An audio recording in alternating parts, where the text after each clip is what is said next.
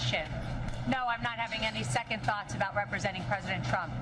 It is the proudest thing I could ever do. What I am having second thoughts about is the license that I stand here with that the people in there are supposed to have. I have not spoken because I respect my ethics while I'm on trial. But let me now speak about what has happened. I have sat on trial after trial for months in this state, the state of New York. Attorney General Letitia James, and now this. Weeks. Why? Because President Trump is leading in the polls, and now we see what you get in New York. So don't get it twisted, whoever asked me that question. I am so proud to stand with President Trump.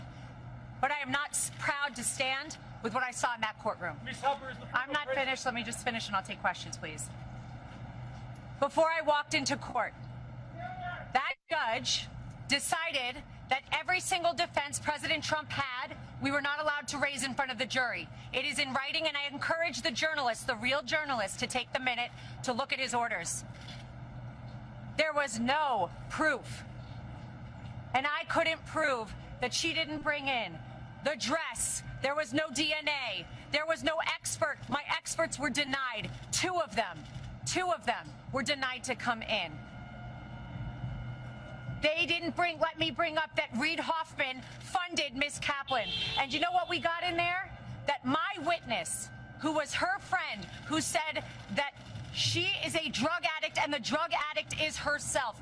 That friend, I found out in there, was paid for by Miss Kaplan's firm, and that is disgusting. That is a violation of everything I stand for, and that is why I stand with Trump.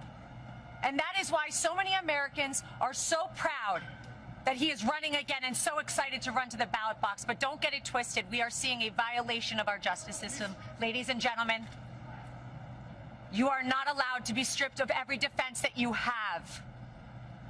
You are not allowed to be told that you can't bring it up.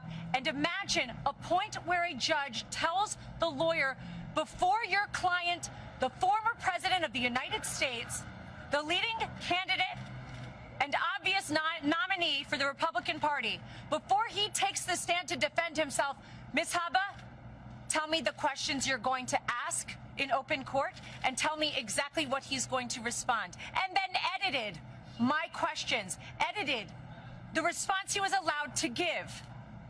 And guess what my client did? He took the stand. He abided by the rules of this corrupt system that I have seen. We will immediately appeal. We will set aside that ridiculous jury. And I just want to remind you all of one thing. I will continue with President Trump to fight for everybody's First Amendment right to speak. Everybody's a right to defend themselves when they are wrongfully accused, and to be able to say, I didn't do it. And to double and triple and quadruple down and say, this is wrong. This is wrong. But we are in the state of New York. We are in a New York jury, and that is why we are seeing these witch hunts, these hoaxes, as he calls them. And this is another one of them.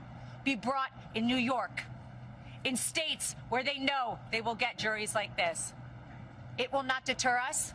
We're fighting, and I assure you, we didn't win today, but we will. The record that was made in there, and the behavior I saw in there, some of which was reported widely today, gave us the most perfect record on appeal, and even if I needed it, which I don't, we were stripped of every defense, every single defense before we walked in there. And I am proud to stand with President Trump because he showed up, he stood up, he took the stand, and he faced this judge. And you know what? I'll continue to do so with him. Yes. Ms. Habba, is the former Of course I've spoken with the president. Ms. Habba, is the former president scared now of the consequences of his actions? The former president does not live his life in fear, as you've seen every single day. The former president and probably future president will continue to fight for Americans. Thank you very much, everybody.